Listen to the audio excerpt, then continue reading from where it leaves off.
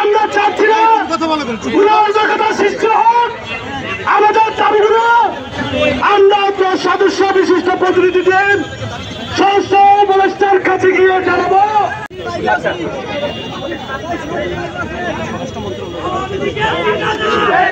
হবে না, হবে না,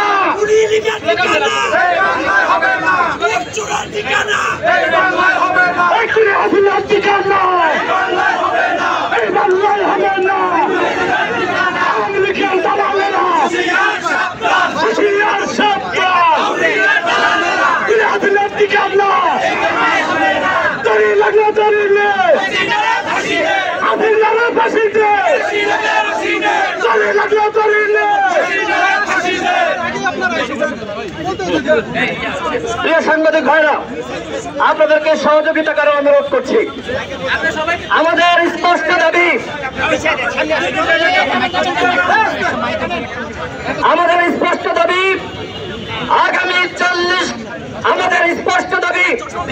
আগামী 48 ঘন্টার মধ্যে স্বরাষ্ট্র উপদেষ্টার পদত্যাগ করতে হবে। প্রধান উপদেষ্টার গ্রিন সিগন্যাল ছাড়া কোনোভাবেই ডামি রাষ্ট্রপতি আব্দুল হামিদ দেশ ছেড়ে পালাতে পারেনি। আমরা দেখেছি ইতিপূর্বে আমাদের প্রধান উপদেষ্টা, যাকে আমরা শ্রদ্ধা করি, ভক্তি করি, ভালোবাসি এবং গণঅভ্যুত্থানের সরকার প্রধান হিসেবে যাকে আমরা মনোনীত করেছি, তিনি শুরুতে আওয়ামী লীগের বিরুদ্ধে কড়া বক্তব্য দিলেও এখন তিনি বলছেন আগামী নির্বাচনে আওয়ামী লীগ অংশ নিবে কি নিবে না সেটি আওয়ামী লীগের দলীয় সিদ্ধান্ত। বন্ধুগণ, গণঅভ্যুত্থানের পরে একটি গণহত্যাকারী দল এইভাবে কি নির্বাচনে যাওয়ার সিদ্ধান্ত নিতে পারে? সুতরাং প্রধান উপদেষ্টাকে বলবো, ছাত্র জনতার রক্তের সাথে বেইমানি করে আওয়ামী লীগকে কোনোভাবে নির্বাচনে আনার পায়তারা করবেন না, তাহলে কিন্তু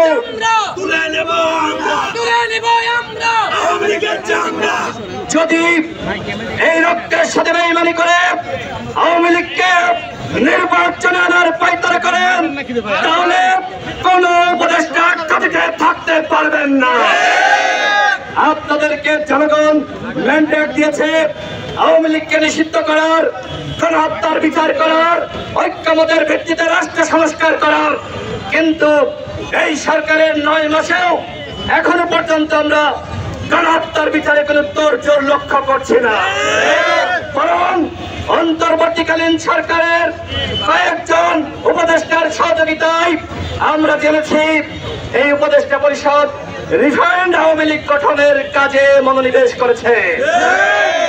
অন্তর্বর্তীকালীন সরকারের 2 জন উপদেষ্টা, একজন রেজানা আবাব আর একজন আদিলুর রহমান শুভ্র, এই 2 জন মিলে 3 জন দামি এমপির জামিন করিয়েছে। তারা হলেন সাবের এবং মান্নান, আর একজন আমার নিজ জেলা ঝিনাইদহের 2 আসনের আওয়ামী লীগের এমপি স্বামী সিদ্দিকী। এই 3 জনকে তারা আদালতে হস্তক্ষেপ করে জামিন করিয়েছে। সুতরাং বন্ধুগণ বলেন, এই উপদেষ্টা পরিষদ কি জনগণের উপদেষ্টা পরিষদ? এই উপদেষ্টা পরিষদ আজকে আওয়ামী লীগের কাজ করছে। প্রধান উপদেষ্টার উপরে আমাদের শ্রদ্ধা আছে, আমাদের ভালোবাসা আছে, ভক্তি আছে। তিনি আন্তর্জাতিকভাবে গ্রহণযোগ্য কিন্তু আজকে তার ইমেজকে কাজে লাগিয়ে যারা আওয়ামী লীগের পুনর্বাসন করতে চায়, গণ অধিকার পরিষদ, যুব অধিকার পরিষদ তাদেরকে ডাক ভাঙা জবাব দিবে। আমরা আজকে আমরা এই স্বরাষ্ট্র উপদেষ্টার পদত্যাগের দাবিতে স্বরাষ্ট্র মন্ত্রণালয় অভিমুখে আমরা যাত্রা শুরু করব। পুলিশকে বলবো আপনারা কোনো বাধা দিতে আসবেন না।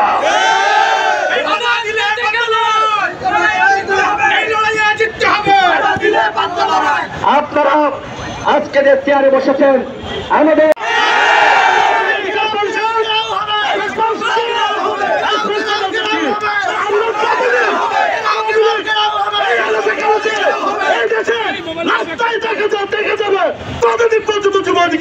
লাভ করতে থাকবে, সহযোগিতা করবো, আপনারা আমাদেরকে সহযোগিতা করেন।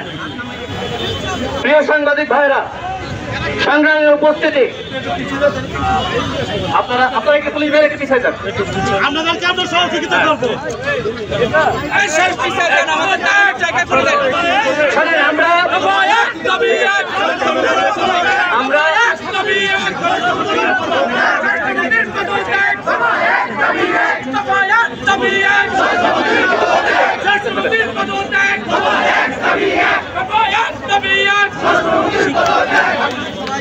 আমাদের স্পষ্ট কথা, আমরা আজকে সকালে দেখেছি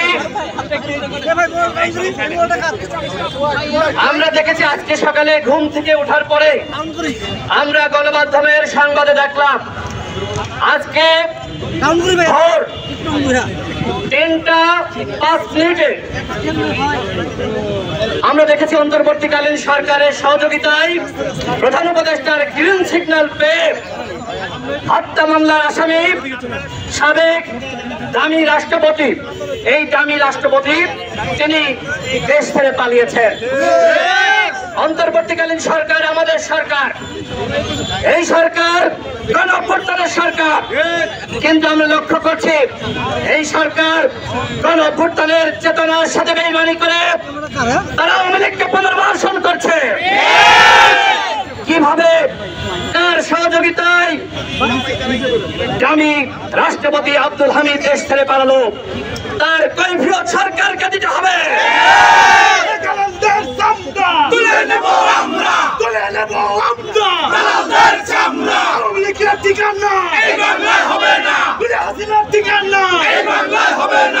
এর আগে আমরা দেখেছি 3.5 মাস নিরাপদে থেকে ওবায়দুল কাদের সহ আওয়ামী লীগের অসংখ্য দামি এমপিরা দেশ ছেড়ে পালিয়েছে। কিভাবে, তাদের সহযোগিতায় তারা পালালো।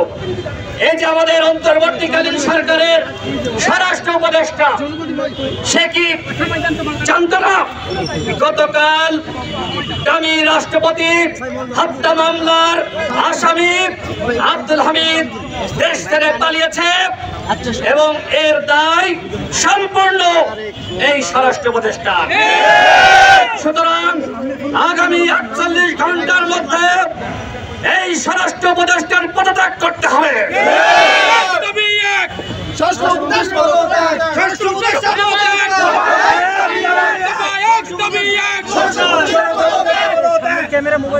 প্রধান উপদেষ্টার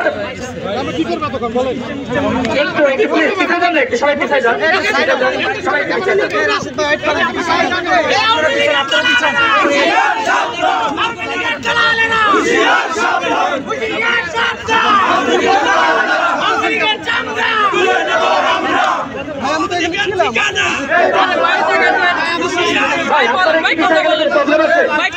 ভাই একটু পিছন না।